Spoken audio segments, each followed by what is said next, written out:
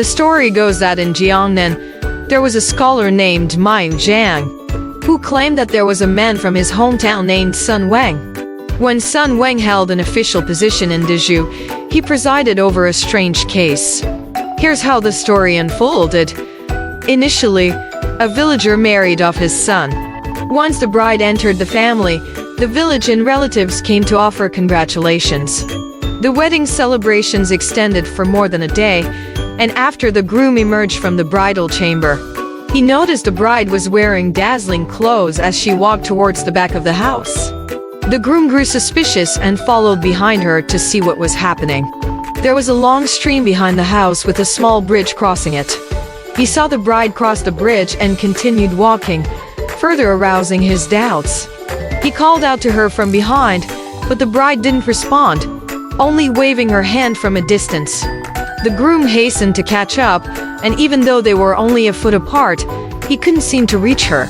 After walking for several miles, they entered a village. The bride stopped and said to her husband, "Your home is lonely, and I can't get used to it. Please stay with me for a few days, and then we can return together to visit my parents-in-law." After saying this, she took out a hairpin and knocked on a door, which creaked open. A maid came out to welcome them. The bride entered first, and the groom had no choice but to follow.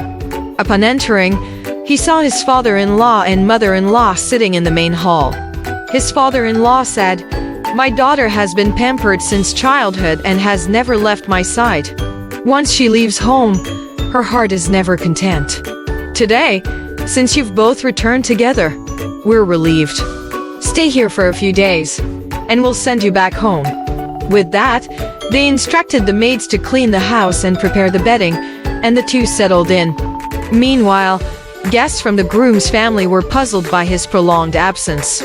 The bridal chamber was empty except for the bride, and the groom was nowhere to be found.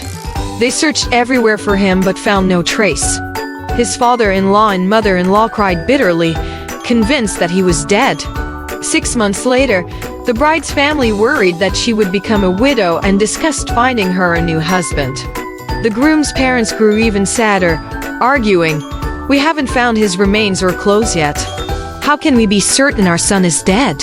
Even if he has died, it's not too late for her to remarry after a year. Why rush things?" The bride's father felt more resentful and reported the case to the authorities. Sun Wang took up the case, finding it quite perplexing. However, lacking leads, he temporarily ruled that the bride's family should wait for 3 years before further action. The case was documented, and everyone went their separate ways. Meanwhile, the groom stayed with another family, who treated him well. He often discussed returning home with his bride, and she readily agreed, yet they didn't set out. After living there for over half a year, the groom began to feel uneasy and anxious. Although he wanted to return home alone, his bride adamantly refused. One day, the family seemed anxious and agitated, as if a great calamity were imminent. The bride's parents urgently told the groom, "We originally planned for both of you to return home within 3 days.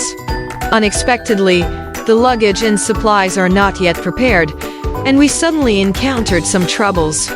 We have no choice but to send you back alone for now." With that, they ushered the groom out of the house and hurriedly returned inside. Even though they exchanged a few more words, their actions were rushed and hasty. Once outside, the groom intended to find his way but turned around to see that the house and yard had vanished. In their place stood a large tomb. Terrified, he hastily sought a rude home. Upon returning, he recounted his experiences from start to finish, and reported the situation to the authorities, explaining everything to Sun Wang. Sun Wang summoned the bride's father to the court and ordered him to send his daughter back to her husband's home. Thus, they were formally united in marriage.